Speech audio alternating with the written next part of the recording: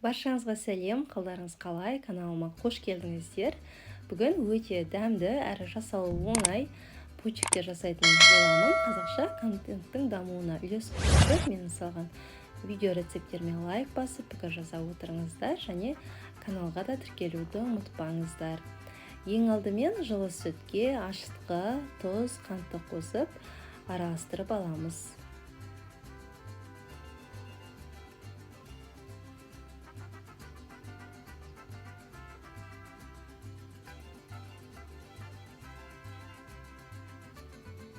Одан соң 1-2 ас қасық ұнды қосып араластырамыз. Көтерілу үшін 10 минуттай бетін жауып қоямыз. Ашытқымыз көтерілгеннен кейін 10 минуттан кейін жұмыртқаны қосып, ерітілген сары майды қосып, ұнды аз-аздан қоса отырып, қамыр илейміз.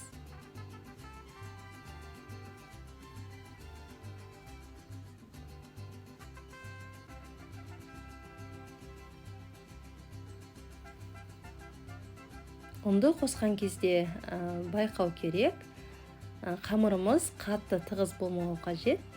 Себебі пісірген кезде де қап-қатты болып шығуы мүмкін. Сондықтан ұнды мөлшерімен салып отыруымыз қажет.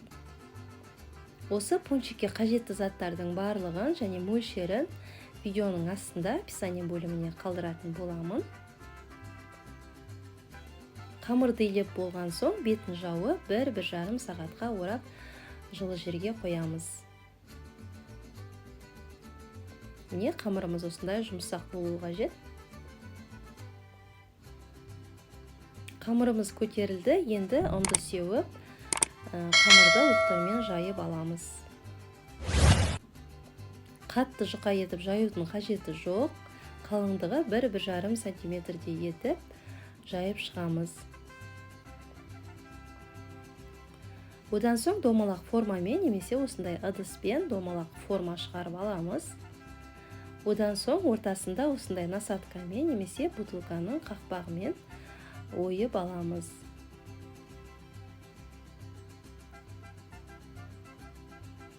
Міне осындай жұқалықта болады. Енді бетін орамалмен жауып, сәл көтерілгенше 10-15 минуттай жауып қоямыз. Одан соң майды қыздырып, қызып тұрған майға екі жағын аударып, қызарғанша пісіріп аламыз.